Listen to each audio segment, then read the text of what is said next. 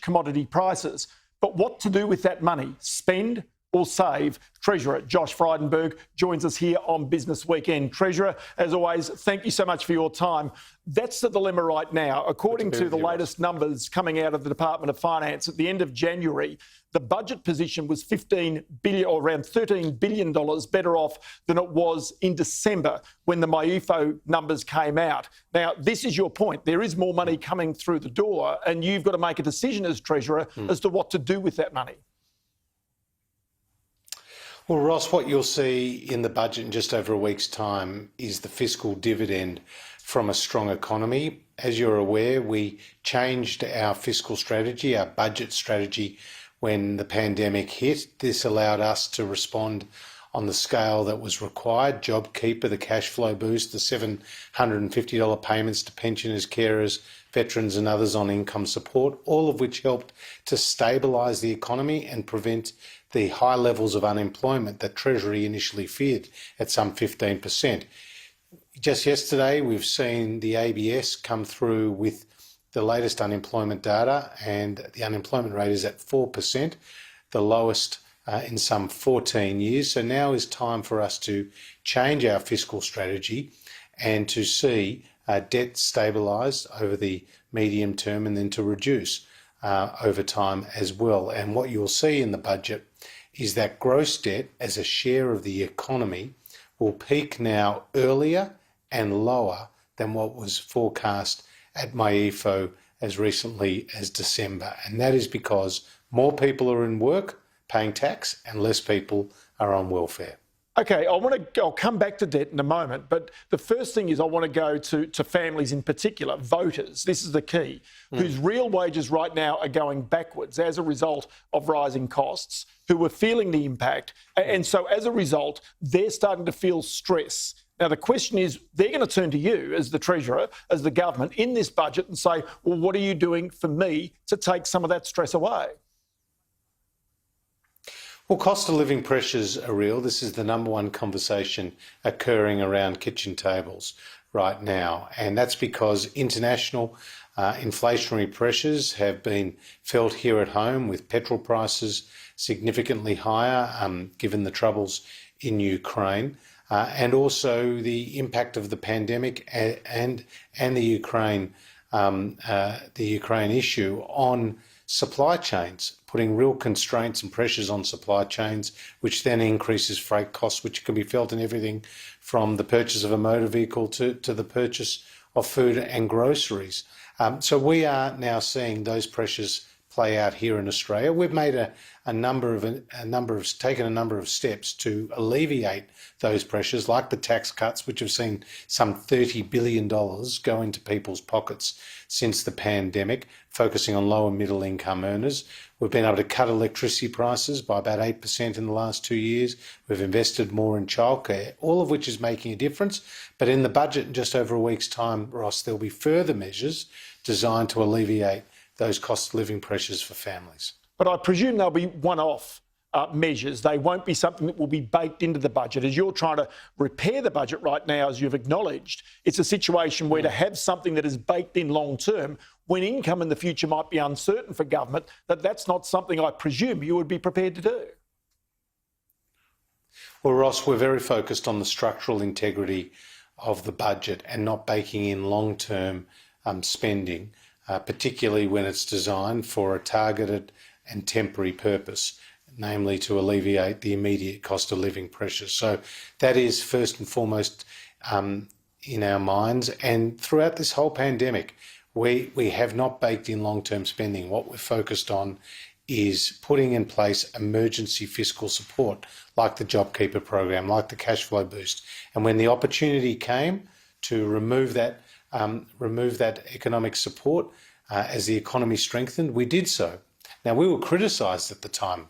Anthony Albanese said the economic roof would come crashing down if we ended JobKeeper last March. That was a false prophecy. 120,000 more jobs were created over the following 3 months. So too with the COVID disaster payment after the Delta outbreak. We brought that to an end last October. The Labor Party sort of said we should have kept the spending taps on. Net result was that we saw the biggest increase in jobs in a month on record after we took that decision. So we've made the right calls, the big calls. That has helped end that emergency economic support, and now we're going to start to see improvements in the budget bottom line. Okay, so I presume one of the measures you won't undertake is to try and take some of the excise on fuel away. And the reason for that is because if you take money from there, it's simply taking it from a different part of the budget. I mean, it's only one pot of money that's coming in. So if you take a few dollars out of fuel excise, it's got to come from somewhere else. Well, I'm not going to get into the budget speculation or get on that sticky paper with you. No, that's not budget speculation. That's just purely the way in which these things work, right? It's one pot of money that you've got. So if it's not coming out of fuel excise, it's coming out of somewhere else. And obviously, fuel excise and the money generated from that goes towards transport infrastructure. But I'm not going to rule in, rule out specific measures other than to say the budget will help address the rising cost of living pressures that people are under, but we're also going to do so in a way that doesn't overheat the economy. Labor, they've promised $80 billion of extra spending. That would put upward pressure on interest rates. That would put upward pressure on inflation. Our alternative is temporary targeted support to help those who need it most. Okay, I want to go to debt. Gross debt was expected in my EFO to peak in June 2025 at $1.18 trillion. The whole point about this is that now, coming back, if I go to net debt, in June this year, it was expected to be about 30.6% of GDP, $673 billion. Can I just make a suggestion to you? Why wouldn't you simply put the NBN Co on the block right now? Enterprise value of $100 billion, $30 billion worth of debt gives you $70 billion in the pocket, which could bring the debt down to $603 billion or 27.4% of GDP. I mean, surely that would be responsible as a government when you're under some pressure with debt to sell assets, which a family would do, which a business would do, to try and ease up that balance sheet. Well, as I said, the way that we're going to reduce debt as a proportion of the economy is to grow the economy. And that's what you're going to see in the budget. And by the way, that's what you saw in the final budget outcome for 2021, which was an $80 billion improvement on what I initially forecast, mainly because more people were in work and less people are on welfare. When it comes to the NBN, there's a very clear process that is set out in the Act about how privatisations could take place. We've said very publicly that we have no intention of proceeding down that path in this term.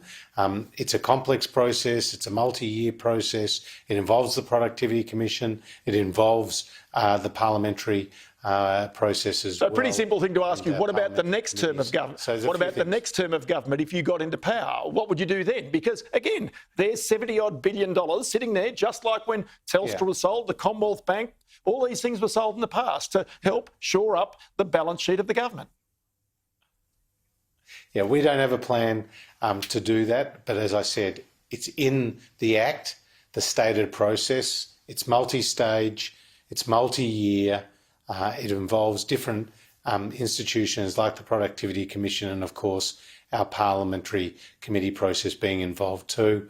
But the best way I can reduce the overall debt burden is to maintain a prudent, responsible approach to spending, to also ensure that we keep taxes low. And that is why the tax to GDP cap is so important at 23.9%. Labor doesn't have a tax to GDP cap because they don't believe in keeping taxes low. We do. That's been an important fiscal discipline. And the other thing to say to you is that we're focused, Ross, on having conservative assumptions about commodity price forecasts. Right now, iron ore, metallurgical coal, thermal coal are all at very high levels, but we're not baking into the budget structural spending based on what could be temporary increases in those commodity prices. Labor made that mistake when Wayne Swan was the Treasurer and iron ore was hovering around $180 a tonne. We're not making that mistake. We're much more conservative with those commodity price assumptions. I can't let you go before asking you, how did you, the government, the Reserve Bank, allow Guy Debelle, the potential next governor of the Reserve Bank, to go and work for Twiggy Forrest? How did that happen? Well, obviously, that was an individual, personal decision that Guy has taken, and he's done so to go and work in the private sector with an exciting new company, and I wish him the best of luck in those endeavours. As I said in my statement at the time of his announcement, Guy Debelle has been a very significant figure within the RBA, a substantial figure, someone who can be proud of his achievements, and I've certainly enjoyed working closely with him through this pandemic and before. But he and Phil Lowe have played a very important part in ensuring monetary policy and fiscal policy are in sync, as Australia has one of the strongest economic recoveries anywhere in the world. Many thanks for your time.